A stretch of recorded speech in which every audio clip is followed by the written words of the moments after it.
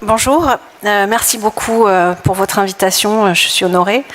On va parler plus précisément de la chirurgie axillaire en fait, dans le cancer du sein. Xin chào, tôi rất vui được mời đến tham dự hội nghị ngày hôm nay. Thế thì trong cái hội nghị ngày hôm nay thì tôi sẽ trình bày về cái phẫu thuật hố nách trong ung thư vú.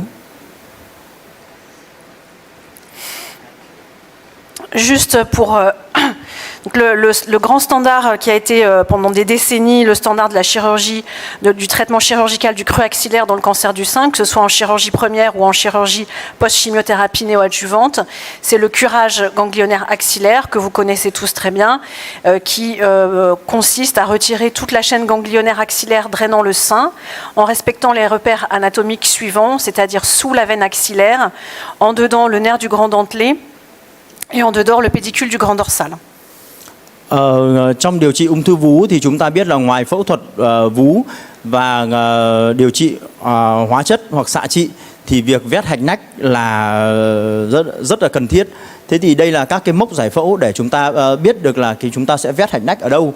Vét ở dưới tĩnh mạch nách, ở phía trong của thần kinh, ở phía trong của cuống mạch và thần kinh lưng rộng, ở phía ngoài của thần kinh răng lược. Le curage axillaire a une morbidité importante puisque on a des complications du curage axillaire, des lymphocèles dans 60 à 95% des cas, des séquelles sensitives de paresthésie de la face interne du bras et de l'omoplate dans 81% des cas, des séquelles motrices et surtout le lymphœdème dans 10 à 20 à 30% des cas avec un retentissement socio-professionnel important. Việc vét hạch nách thì quan trọng, tuy nhiên là vét hạch nách thì sẽ mang đến rất là nhiều bệnh lý khác nhau. Có thể là xuất hiện các cái nang bạch huyết, tỷ lệ có thể lên đến 95%, dị cảm, cảm giác rối loạn vận động, bị phù bạch huyết lên đến 30%. Alors que si on reprend c'est une étude qui est ancienne mais qui a le mérite d'avoir été faite avant la chimiothérapie, donc qui a inclus plus de 1700 patientes qui n'avaient pas de traitement systémique et on a comparé chez des patientes qui avaient un cancer du sein opérable, les patientes qui recevaient un curage axillaire et des patientes sans curage axillaire avec une radiothérapie. Donc soit mastectomie radicale, c'est-à-dire avec curage axillaire, soit mastectomie totale sans curage et mastectomie avec radiothérapie. Nghiên cứu này thì được thực hiện từ năm 71 đến năm 74 với 1765 bệnh nhân thì được chia làm hai nhóm. Cái nhóm thứ nhất là nếu như mà trên lâm sàng mà không có hạch thì chúng ta có thể là cắt vú toàn bộ và sau đó kết hợp với xạ trị. Đấy, thế còn hoặc là một nhóm nữa thì là có trên lâm sàng chúng ta thấy có hạch thì chúng ta có thể là cắt vú toàn bộ hoặc là kết hợp với lại vét hạch nách, sau đó chúng ta mới xạ trị. Et donc dans cette étude avec des résultats à plus de 25 ans de recul, on voit que, alors bien sûr il y a une différence de pronostic entre les patientes qui avaient une atteinte ganglionnaire et celles qui n'avaient pas d'atteinte ganglionnaire, mais on voit qu'indépendamment de l'atteinte ganglionnaire, quel que soit le traitement chirurgical administré, donc curage axillaire ou curage axillaire, la survie à 25 ans était la même dans les deux groupes. Thế thì ở trên này chúng ta nhìn vào hai cái đường biểu diễn ấy, một đường với có hạch lâm sàng hoặc là một đường là với không có hạch ở trên lâm sàng, thì theo dõi về cái tỷ lệ sống trong vòng 25 năm. Ở hai nhóm đấy thì chúng ta đều có hai cái chia làm hai nhóm, một nhóm là chúng ta cắt vú và điều trị xạ trị. Donc ça questionne... Một nhóm thì chúng ta cắt vú vét hạch, sau đó chúng ta mới điều trị xạ trị. Thế thì hai nhóm đấy thì chúng ta thấy là hai cái đường nó không khác nhau như là mấy. Donc, ce sont des résultats qui sont difficiles à extrapoler à nos populations actuelles et les traitements qui se sont beaucoup modifiés. Mais en tout cas, ça questionne vraiment l'impact thérapeutique du curage axillaire. Probablement, il n'y a pas, en dehors de la notion de stadification, il n'y a pas d'impact curatif du curage axillaire. Đến thời điểm hiện nay thì quan điểm điều trị đã có rất nhiều thay đổi rồi, cho nên là cái kết luận đấy thì có thể là không thể nào mà đến bây giờ chúng ta vẫn dùng. Tuy nhiên thì có thể nhận thấy một cái điều rằng là việc vét hạch nách đôi khi không thật sự quá cần thiết. Donc la technique du ganglion sentinelle est donc apparue pour cela à la fin des années 90, début des années 2000, puis c'est largement indiqué à partir des années 2010. Le principe de la technique du ganglion sentinelle, c'est de prélever uniquement le premier relais ganglionnaire qui draine la tumeur. Cái kỹ thuật hạch cửa thì được phát triển trong những năm gần đây, từ những năm 2010. Thế thì để hạn chế được cái việc của chúng ta phải vét hạch nách toàn bộ. Donc ça évite de faire un curage axillaire complet. Donc le principe, c'est d'injecter un traceur dans le sein. Et initialement, la technique a été développée en utilisant une double détection avec des isotopes et du colorant bleu, le bleu patent. Cái kỹ thuật vét hạch cửa cổ điển thì chúng ta sẽ dùng hai cái phương pháp phát hiện, hoặc là gọi là phương pháp phát hiện kép. Chúng ta vừa dùng đồng vị phóng xạ, chúng ta vừa dùng cái chỉ thị màu xanh. Et donc on repère ensuite, après la migration du traceur, on repère sur la scintigraphie ou avec un compteur Gégère ou bien juste à l'œil avec la coloration bleue, on repère le ganglion sentinelle et on va faire une résection élective du ganglion sentinelle.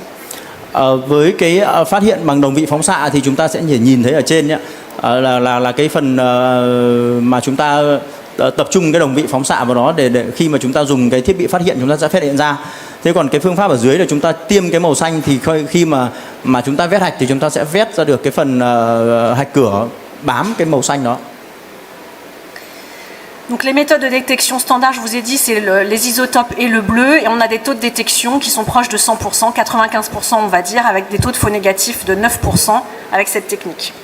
Với cái kỹ thuật kép để phát hiện này thì tỷ lệ mà phát hiện được khoảng độ gần 100%, tức là 95%, và tỷ lệ mà âm tính giả thì chỉ khoảng độ 9%.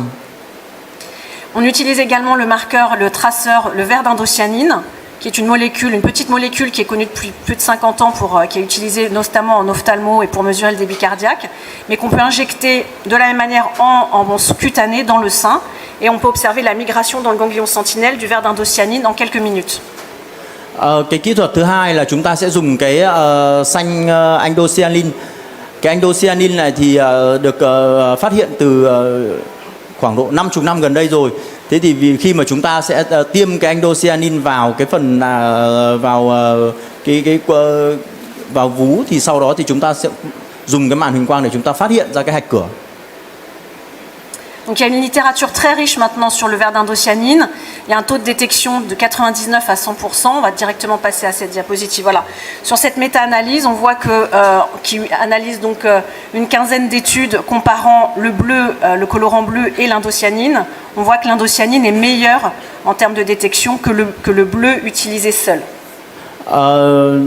Thì khi mà người ta nghiên cứu thì có khoảng trên 15 cái nghiên cứu so sánh giữa cái khả năng phát hiện của andocyanin so với cái màu xanh thông thường, thì người ta kết luận được rằng là cái andocyanin này phát hiện được nhiều hơn, cái tỷ lệ phát hiện tốt hơn đối với chúng ta tiêm xanh thông thường. Sur cette méta-analyse, on analyse également la comparaison entre l'ICG et les isotopes, et on voit que l'ICG n'est pas inférieur à l'isotope pour la détection du ganglion sentinelle. Donc l'ICG fait mieux que le bleu et fait aussi bien que les isotopes. Khi so sánh với cái dùng đồng vị phóng xạ thì chúng ta thấy rằng là cái andocyanin này thì nó cũng không kém hơn cái đồng vị phóng xạ. Alors, je vous montre une petite vidéo. Certains d'entre vous l'ont déjà vu puisque je suis déjà venue présenter ça. Mais la différence aujourd'hui, c'est que maintenant ce dispositif est disponible au Vietnam, puisque le distributeur maintenant est présent au Vietnam, et vous pouvez avoir cette caméra de détection puisqu'elle est présente sur le sol vietnamien. C'est pareil. C'est pareil. Les caméras, c'est pareil. La caméra pour le verre d'indocyanine, c'est une caméra spécifique en chirurgie ouverte, et jusqu'à présent vous aviez des colonnes de Célio pour la détection de l'indocyanine, mais maintenant vous avez aussi ça ici au Vietnam, c'est disponible, la caméra en chirurgie ouverte. Sau đây thì cô sẽ trình bày một cái đoạn video về cái vét hạch và có dùng cái andocyanin này, thì nó chỉ hơn một cái là chúng ta phải có cái camera và cái màn huỳnh quang để phát hiện thôi. Ça marche pas? Vous pouvez.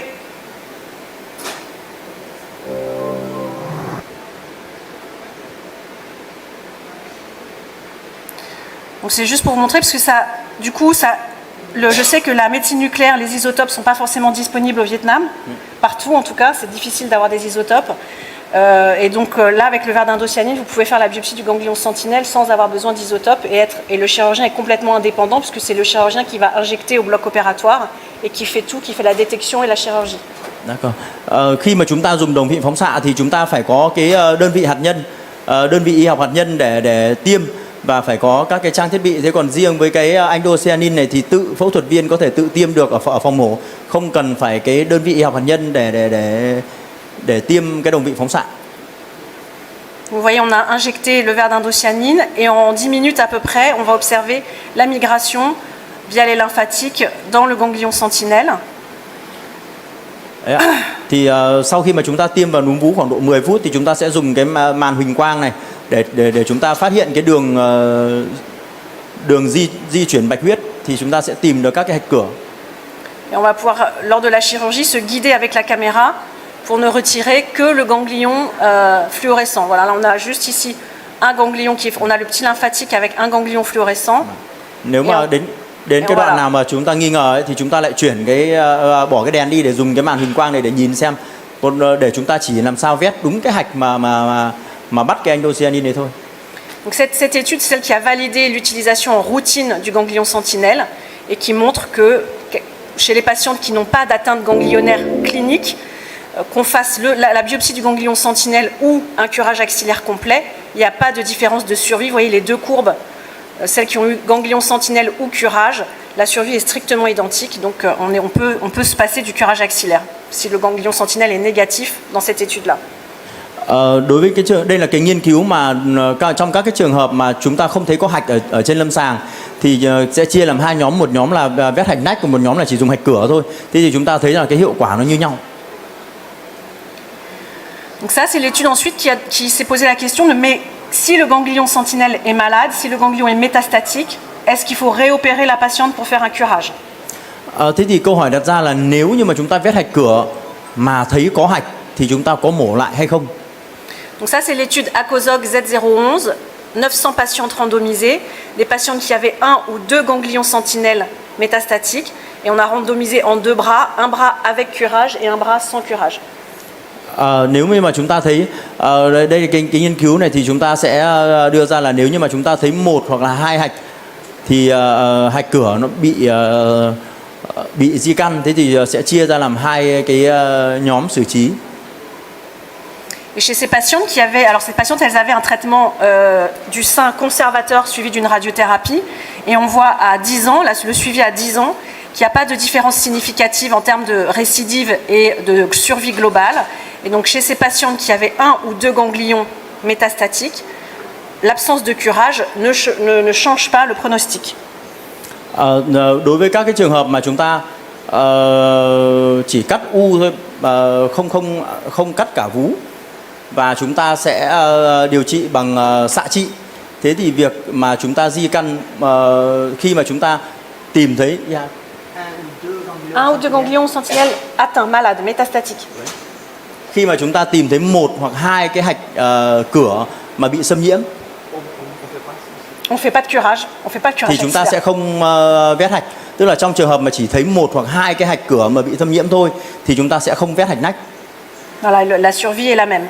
Và cái tỷ lệ sống là như nhau. Il faut qu'ils aient de la radiothérapie. Đương nhiên là chúng ta vẫn phải điều trị bằng cái xạ trị như bình thường. Voilà, donc ça c'est les conclusions. On peut donc éviter le curage ganglionnaire même si le ganglion sentinelle est malade, à condition qu'elles aient une radiothérapie et pas plus de 2 ganglions sentinelles atteints. Đấy, thì cô có kết luận là đối với những cái trường hợp mà chỉ có một hoặc hai cái hạch cửa mà thâm nhiễm thôi, tức là không trên hai cái hạch cửa, tức là chỉ có hai đổ lại thôi, thì chúng ta cũng sẽ không can thiệp gì mà chúng ta chỉ điều trị xạ trị như bình thường. Donc aujourd'hui, en fait, les indications élargies, on a élargi de plus en plus avec le temps et avec les études les indications de ganglion sentinelle. Donc aujourd'hui, on peut faire du ganglion sentinelle en cas de cancer multifocal. On peut faire du ganglion sentinelle sur une tumeur T1, T2, T3, donc même jusqu'à plus de 5 cm même si la tumeur fait plus de 5 cm, on peut faire du ganglion sentinelle. On peut faire du ganglion sentinelle après chimiothérapie néoadjuvante si la patiente n'avait pas de ganglion malade initialement. Et la technique recommandée, c'est l'isotope ou le verre d'indocyanine.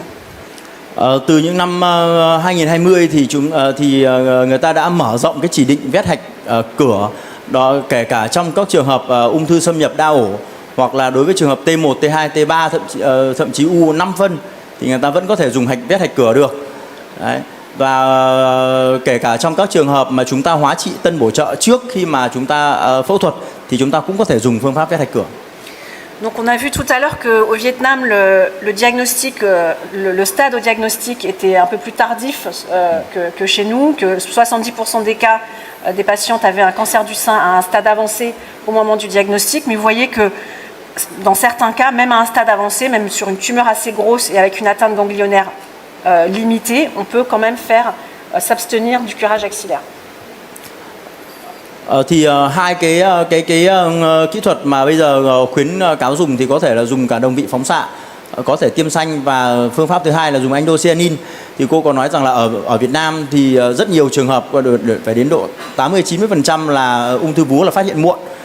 Thì đối với những trường hợp phát hiện muộn đấy thì chúng ta vẫn có thể dùng các cái vét hạch cửa trong cái xử trí được, chứ không phải là cứ giai đoạn muộn là không dùng được.